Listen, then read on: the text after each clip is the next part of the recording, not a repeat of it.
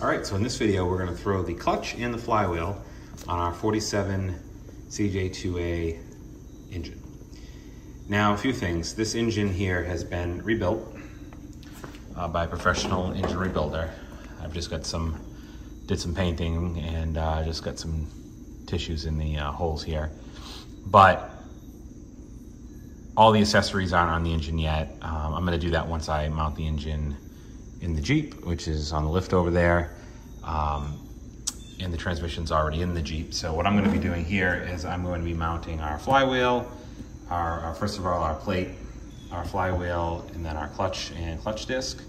And then in a later video, I'll be lowering the engine into the Jeep itself using a cherry picker or my fork truck or something along those lines. But anyway, I figured I would walk through the steps that I'm doing to actually attach this flywheel and clutch assembly onto the engine today, because there's a lot of little things with this. I've been doing some research on the internet, and as you all know, everything you read on the internet is true. So hopefully this is accurate information. I've never done one of these before, but definitely verify what I'm saying here before you went out and do this on your own. This is just a collection of what I've seen on the internet and what I've read about. So hopefully this is of help to you. So first thing I want to start off with, if you look here at the end of the crank, you're going to notice that there's six bolts. By the way, these cannot be replaced unless you remove the crank, okay? And I didn't even think about that when I had the engine rebuilt. I would have just had these replaced. I didn't do that, and so ultimately I'm stuck with the ones that were here before. They're 3/8 fine thread by 24, 3/8 by 24. So I just actually ran a tap through these. It was kind of a pain to do, holding them in place and using a tap. I can actually unscrew one of the handles on the tap, so that's how I was able to tap these. It was a tedious process, but I was able to do it. And now the nuts thread on pretty nicely. One big thing to note on my application, and I think there's some differences potentially on this from what I was reading, but I have these two dowels. So if you look behind here, I don't know how well you can see it. Throw some light behind there. See how there's some with bolt heads on it, right? And then this one here doesn't have a bolt head on it, this bottom one, and that's because it's a dowel, and you can see the shape of it. You know, you can kind of see that, right? It's just a dowel, and it kind of comes in with pressure. I haven't actually, and the flywheel also has holes that are bigger. They're actually right here that accept, across from each other, that accept those dowels, and I think it must be to help you line it up. There has to be some reason for it. It just seems odd to me that there's two different style bolts. I also think it's bizarre that they designed this so that these bolts go in this way and not the other way around. I mean, you know, literally have to drop the crank up to replace these. It just feels like a really poor design. But what do I know? So anyway, just kind of looking at the tools that I have here. Don't forget your plate. This goes on first, and we'll put that on first before we get involved with the flywheel. You'll see some other hardware here. Obviously, we have our alignment tool with a socket to help tap in our throwout bearing, which is here. These are our 3/8 by 24 nuts that are going to go on here. Now I have two different kinds of lock washers. This outer star and inner star, I think that's what they're called. I'm a little torn on what to use. I was actually, this flywheel has been resurfaced, and you can actually see if you look closely. I don't know how well you can see it. Zoom in here. You can see a little bit of there's a little bit of a marking here, and it looks like it was the outer star style that was used in the past. So these here, these ones here, that were used in the past. So I think I'm gonna go with those. They're just a little thicker than the other ones. And when I test fit this, I don't know, I wasn't happy with how it fit. So I may end up going with these. Honestly, I don't really understand the difference between them. I'm sure there is one, and I'm sure it probably matters to some degree, but I might take the risk and go with the inner toothed ones versus the outer toothed ones if I don't like the way that these bolts are going on. I also have some blue Loctite, so I do intend to put some blue Loctite on these, on the studs here. Not a ton, I'm gonna go easy with it, not decorating a cake or anything. Just gonna put a little on just to help keep it so that the flywheel stays on. That's kind of a good thing. A lot of 9/16 going on, so 9/16 ratchet, 9/16 wrench to help hold some of those back. Again, 3/8 bolts. I've got a torque wrench here, And now one thing I want to point out that and of course actually look at the flywheel, which has been resurfaced. I had that done professionally at there's a bunch of local places, auto parts stores and stuff that'll resurface these for you. And I have a clutch disc and so if you actually look at this, you want to make sure you put the clutch on the right way. This is the side here that faces the flywheel, and the side that has the pieces sticking out here, that's the side that goes into the pressure plate and all that. So anyway, I have that piece here. One thing I wanted to point out, and I noticed this on again on the internet, so must be true, but I imagine there is some truth to this or some importance to this, and I'm going to show you in a second. Might be a little hard for you to see. I'm going to try to zoom you in on this. If you look on the flywheel, you're going to see a very, very faint arrow right there that points up. With that arrow pointing up, that means this engine should be at top dead center. That's what that means, according to what I read. Now there is also a corresponding arrow. If we look at the flywheel, there is a corresponding arrow right there on the flywheel. So those two arrows should line up with each other and should be pointing up to top dead center when you put this on. That's the idea anyways.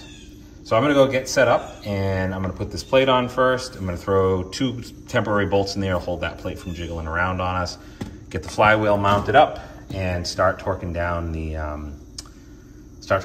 bolts, and we'll check in from there. So just checking in quickly here, I got my plate on here, and I've seen some of these. Mine looks like this. I've seen some of these that just have a round opening. I don't know why or what this might have came from, but that's what I have here. Starter is up here. Again, we're looking at the back of the engine, so this would be on the passenger side. And I just put these bolts up here just to hold this in place from jiggling around while we're working on the flywheel. So next up, I'll get the flywheel bolted up. Okay, flywheel's on. The 2 dowels are across from each other here. My arrow, you probably can't see this in the video, but my arrow is pointing up, straight up to the top. So now we're gonna try to go ahead and get the bolts on with, I think again, we're gonna start off with these washers here. So I think that's what was on there before based on the markings that I could see. If I don't like the way that the nuts are going on, if they're sticking out too much, I'm gonna go with the other ones, which are slightly thinner. Before we do all that, I think a good idea is, go around with maybe some brake cleaner and just clean these surfaces up as you're going along. Keep things nice and clean. Fingerprints off, I'm using gloves. And any debris or residue you can get off there, just make everything go on smoother. Again, I would chase these threads. And I would also chase these threads as well.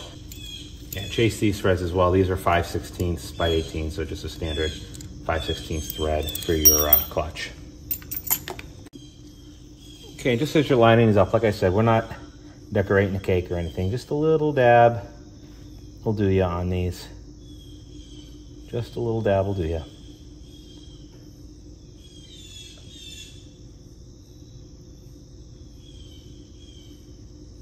And again, you're gonna wanna do these, I'm just loosely putting them on. You're gonna wanna tighten these in probably some type of a crisscross sequence as well. And then we're gonna torque them down about 40, 41 foot-pounds when we're done. Okay, so here's where we're at. All of these are on. I'm liking the way that these outer lock washers, outer stars are working. And pretty much the whole bolt's covered by the nut, so I think I'm gonna go with those. And like I said, I think that's what was there anyway, so I think that's plan A and it's working out. I've got all these snug again. I've just been going across like this, a little here, a little here, a little here, a little here, a little here, almost like you would on your car, right? So I'm just going around. I'm getting ready for the torque wrench now. Like I said, I'm gonna go to 41 foot-pounds. So we're gonna get the torque wrench set up and we're gonna go ahead and get that going.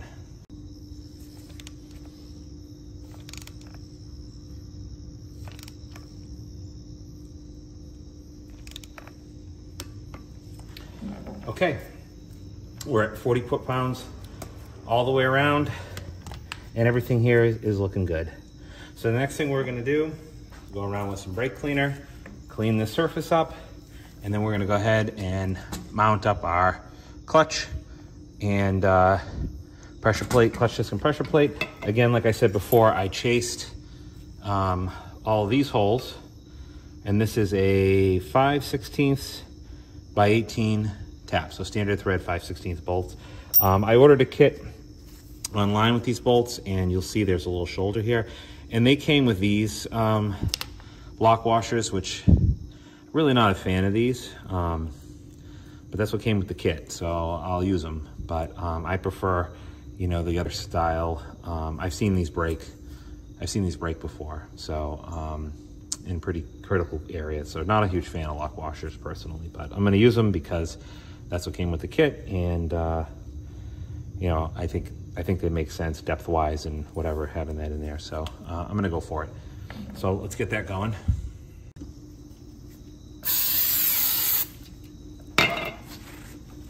Just a clean cloth.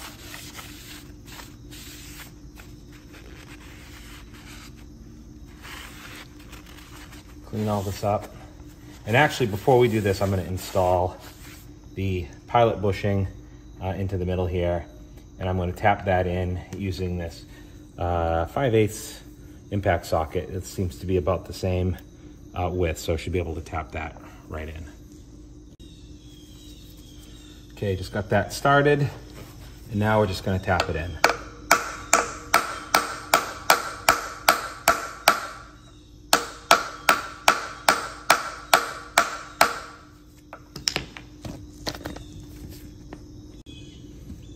Okay, you'll see that was tapped in. Now I've heard folks talk about heating up the flywheel and cooling off the this bushing here, this pilot bushing. I mean, I guess you could do that too, but honestly, it tapped in pretty easily with, you know, just with this socket, and give it a nice little tap. We'll take our tool here. Everything goes in good. That part feels good. So we're gonna go ahead and start lining the clutch up and getting this installed. And just a reminder, we're gonna clean all this off, but I'm putting the clutch disc on so that this side here, so if you notice the rivets, the flattened side of the rivets, not this side here where you can see how this sticks out more and these springs stick out more, that side's gonna go towards the pressure plate. This nice flat side is gonna go here towards the flywheel. Okay, I've got one bolt in here and I've got my alignment tool in place, and I'm just going to finesse this in order to get everything into place here.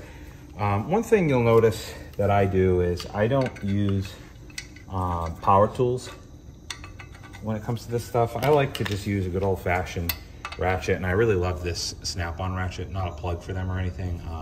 It's just really great movement in it, and I love this flexible head. It's a 3/8. It's a good length too. You get some good torque on things. I use this pretty much for everything that I do, all my projects, and I just love it. I can do things like this. Just a really good ratchet. I've got several different brands and things, and I just like that snap-on one the best. Out of all of them, that's the one that I tend to use the most. So let me get these bolts lined up, and then we'll start tightening things up. I should mention too that I'm putting some blue Loctite on these bolts as well as I'm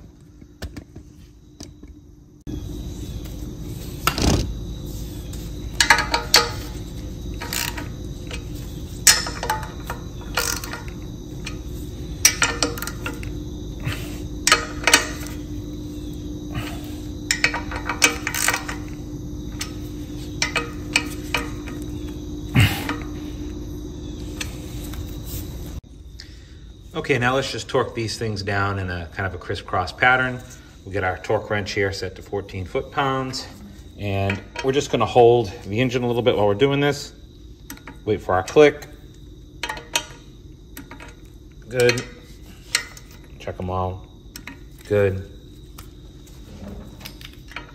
Again, I've got my engine on a pallet, and I don't have it secured down, so just being super careful here.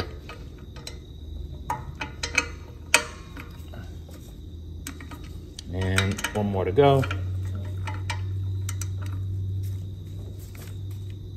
Okay, we're torqued in.